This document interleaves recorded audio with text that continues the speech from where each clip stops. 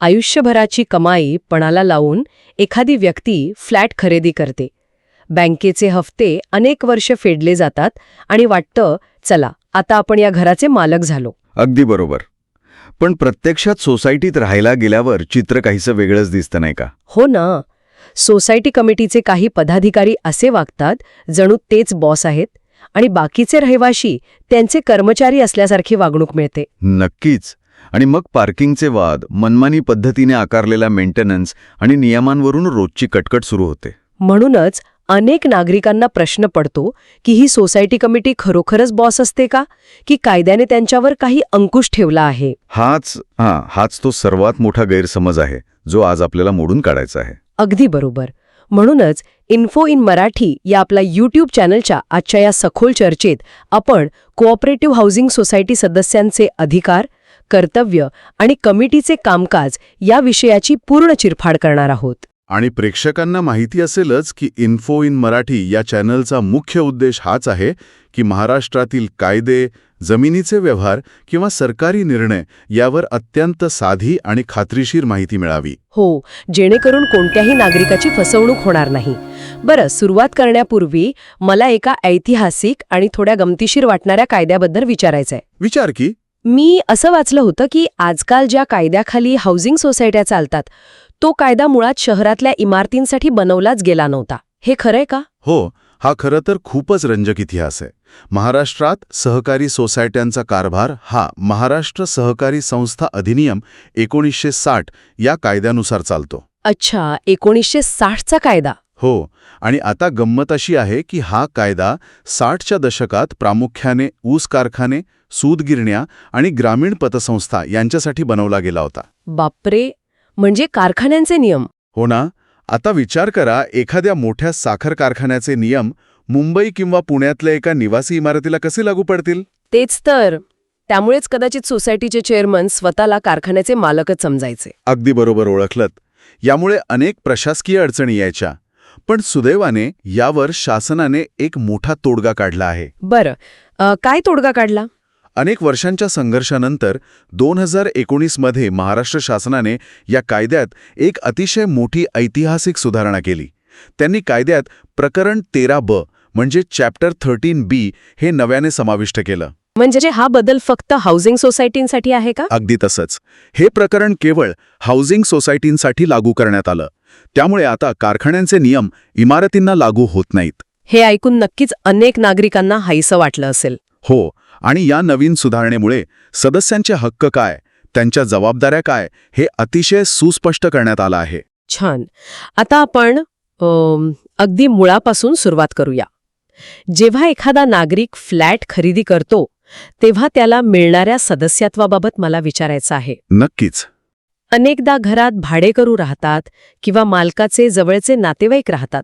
मग कायद्याच्या नजरेत सोसायटीचा खरा सदस्य कोणाला मानायचं? आता कसं आहे, कायद्याने सदस्यांची अतिशय स्पष्ट विभागणी केली आहे.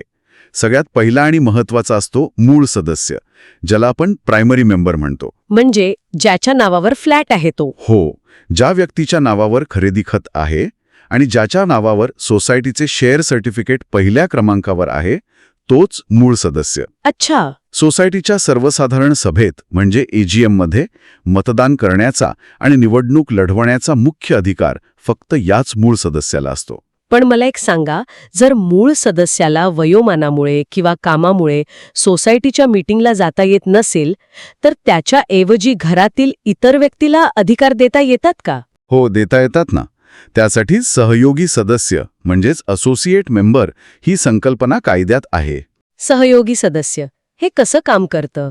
मूळ सदस्याच्या संमतीने त्याचा जवळचा नातेवाईक म्हणजेच पती, पत्नी, आई, वडील किंवा मुले हे सहयोगी सदस्य होऊ शकतात.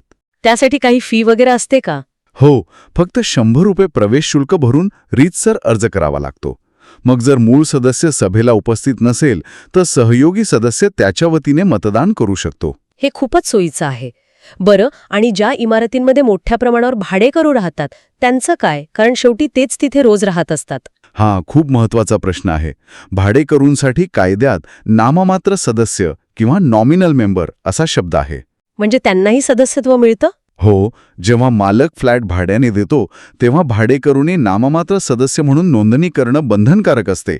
पण इथे एक गोष्ट अत्यंत स्पष्ट करायला हवी. कोणती गोष्ट? भाडेकरूला सोसायटीच्या मीटिंगमध्ये मतदान करण्याचा किंवा कमिटीच्या कारभारात हस्तक्षेप करण्याचा कोणताही कायदेशीर अधिकार नसतो. अच्छा, म्हणजे ते फक्त राहण्यापुरते मर्यादित आहेत. अगदी बरोबर. त्यांचे अधिकार केवळ सोसायटीच्या सामायिक सुविधा वापरण्यापुरते असतात. समजलं. या व्यतिरिक्त मी तात्पुरता सदस्य किंवा प्रोव्हिजनल मेंबर असाही एक प्रकार ऐकला आहे. तो काय प्रकार आहे? हो, हा एक अतिशय संवेदनशील मुद्दा आहे. समजा दुर्दैवाने एखाद्या मूळ सदस्याचा मृत्यू झाला आणि जोपर्यंत त्याच्या कायदेशीर वारसाची प्रक्रिया पूर्ण होत नाही, म्हणजे मृत्यूपत्राची अंमलबजावणी होत नाही, तोपर्यंत सोसायटीचं कामकाज थांबू नये म्हणून एका वारसाला तात्पुरतं सदस्यत्व दिलं जातं. म्हणजे मालमत्तेचं संरक्षण होतं आणि सोसायटीलाही एक अधिकृत व्यक्ती मिळते. अगदी तसंच. यामुळे कायदेशीर प्रक्रिया संपेपर्यंत गोष्टी सुरळीत चालतात.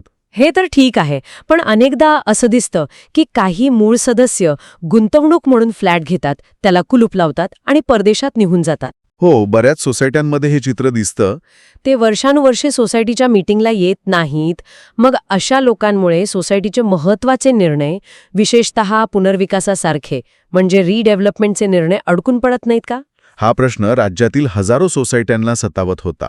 आणि म्हणूनच नवीन कायद्यात क्रियाशील म्हणजे ॲक्टिव्ह आणि अक्रियाशील म्हणजे नॉन ॲक्टिव्ह सदस्य अशी अतिशय कडक कायदेशीर विभागणी केली आहे. अक्रियाशील सदस्य हे कसे ठरवतात?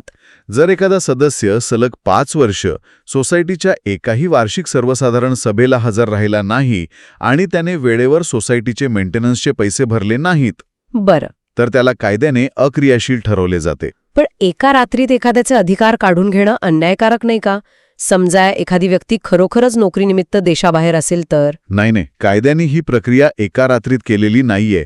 5 वर्षांचा मोठा कालावधी यासाठीच दिला आहे. अच्छा, म्हणजे पुरेसा वेळ दिला जातो. हो, आणि अक्रियाशील ठरवण्यापूर्वी सोसायटीला त्या सदस्याला रीतसर नोटीस पाठवणं बंधनकारक असते.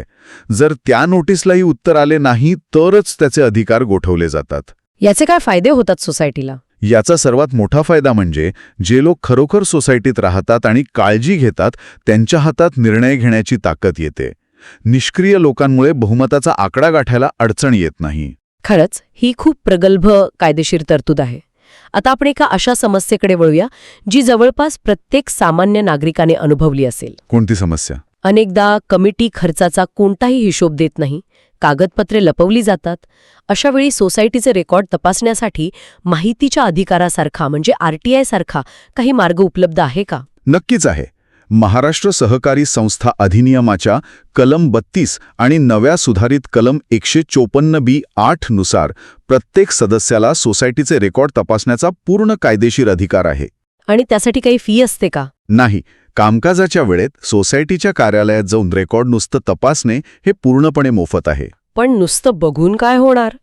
जर एखाद्याला ऑडिट रिपोर्टची किंवा हिशोबाची प्रतच हवी असेल तर? त्यासाठी शासनाने अत्यंत नाममात्र शुल्क ठरवून दिले आहे.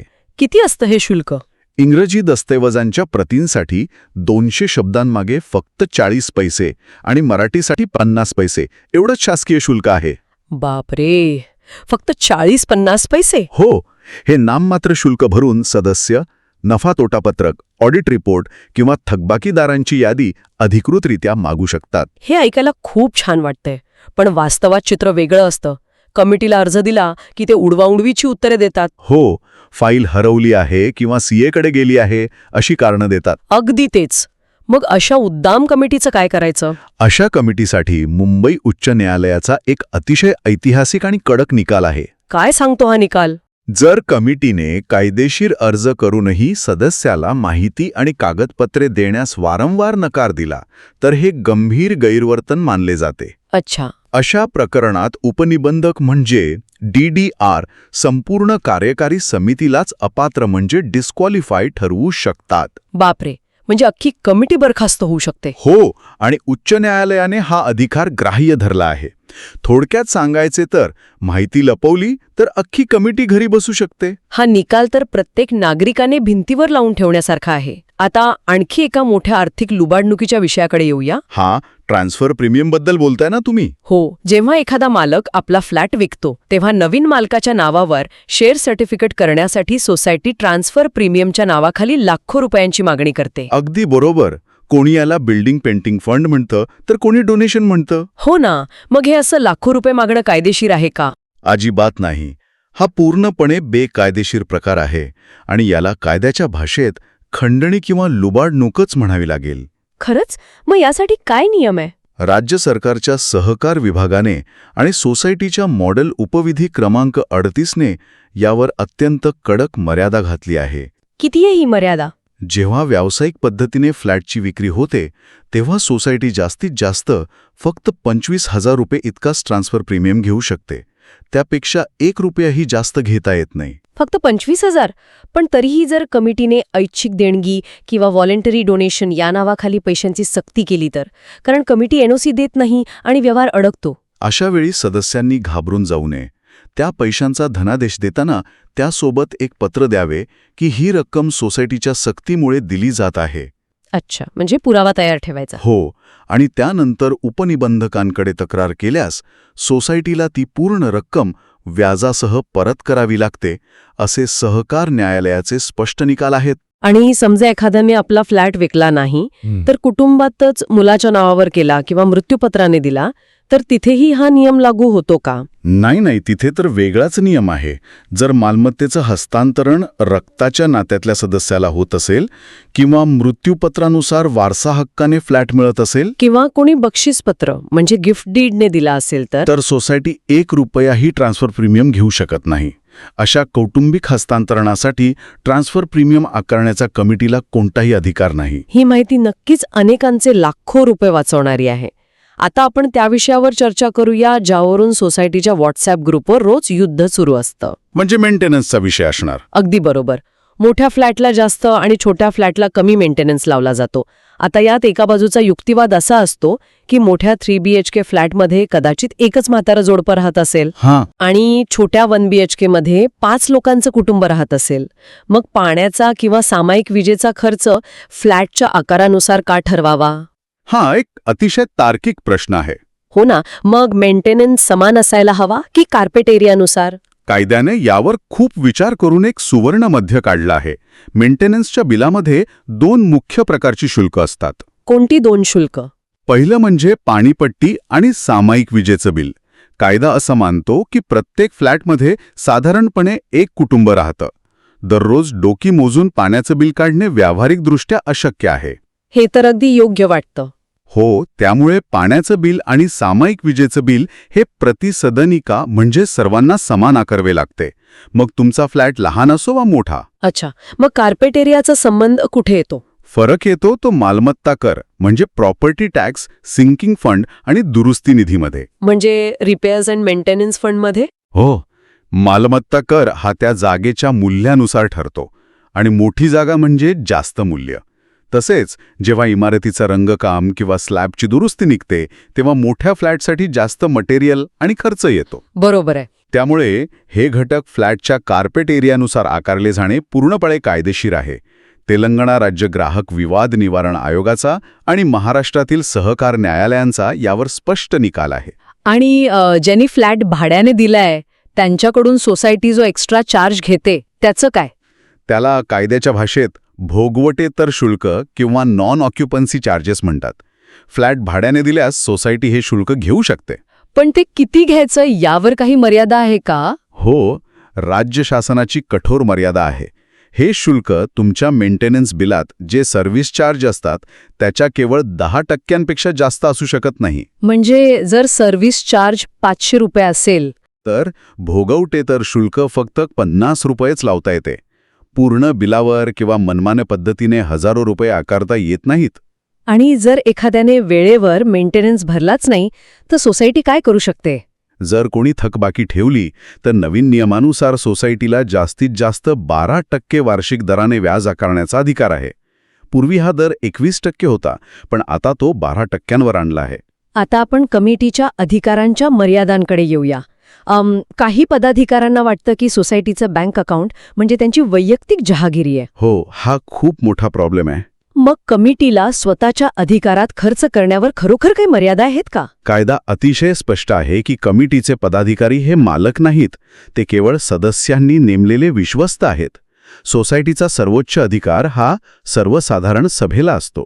मग खर्चाचे नियम काय आहेत? उपविधी 157 नुसार कमिटीच्या खर्चावर कडक निर्बंध आहेत.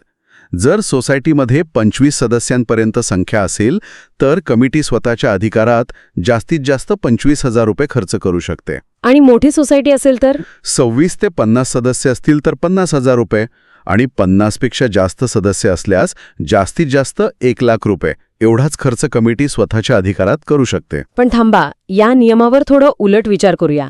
आजकाल 1,00,000 रुपये म्हणजे काहीच नाहीत. बरोबर आहे. समजा रात्री अचानक लिफ्टचा केबल तुटला किंवा पाण्याची मुख्य मोटर जळाली, ज्याला दुरुस्त करायला 2,00,000 रुपये खर्च येणार आहे.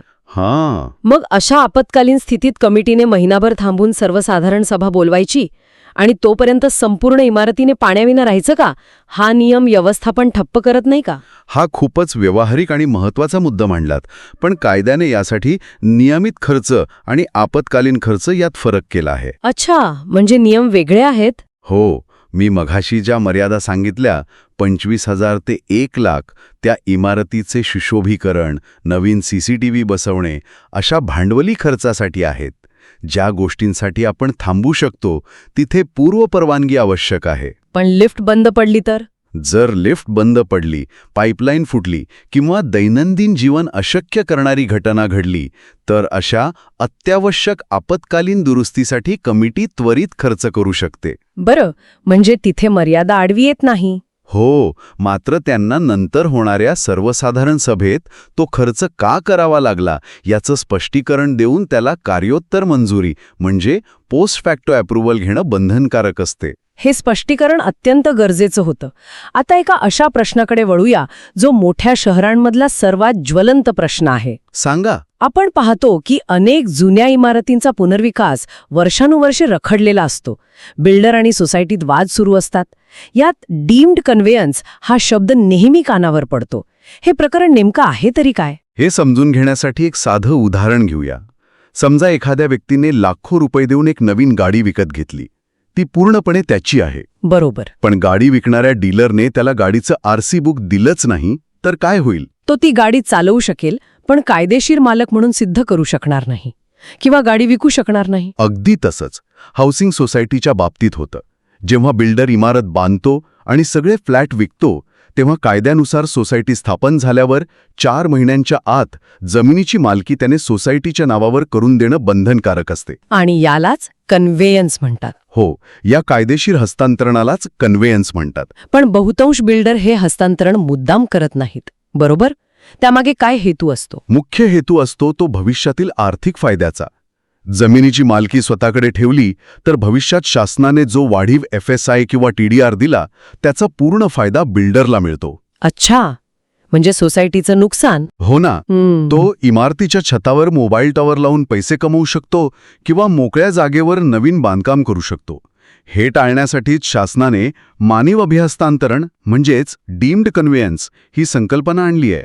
म्हणजे जर बिल्डरने मालकी देण्यास नकार दिला तर सोसायटी काय करू शकते? जर बिल्डरने टाळाटाळ केली तर सोसायटीची कमिटी शासनाच्या सक्षम प्राधिकरणाकडे म्हणजेच DDR कडे रीतसर अर्ज करू शकते.